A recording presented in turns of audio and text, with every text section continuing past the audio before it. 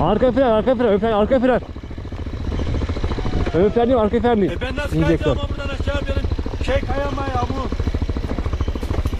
He. Soldan ha, soldan ha. Abi ya dur bakayım, bekle beni, beraber kayalım burada. Ya bekle beni. Wow! Abi tabanca düşecek. Lan nereye gidiyor abi? Göndür beni. Göndür beni. Lan 20 ağaç gidiyorum. Lan 20 ağaç gidiyorum. Ey bok yedim. Ulan ulan ulan. Hadi abi. Hay. Hadi abi. Lan 20 ağa düştüm, 20 ağa. Nasıl insansınız he?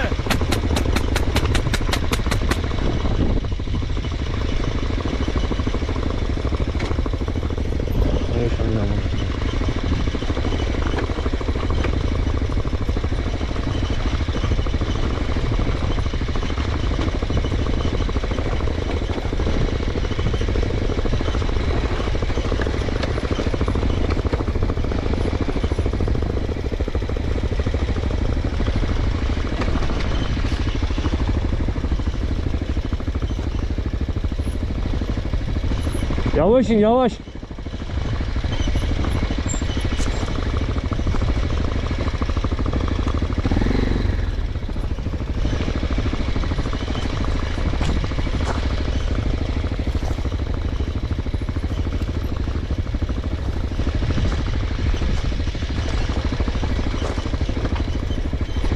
Buradan başka motorcu geçmemiştir ama.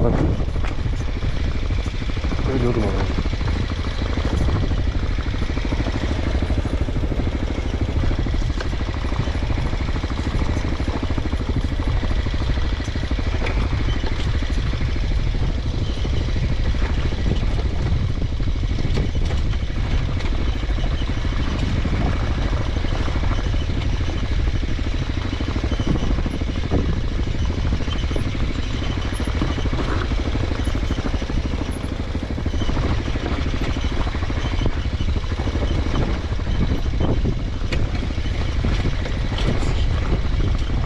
Oğlum, ofluktan git, sağdan git oğlum.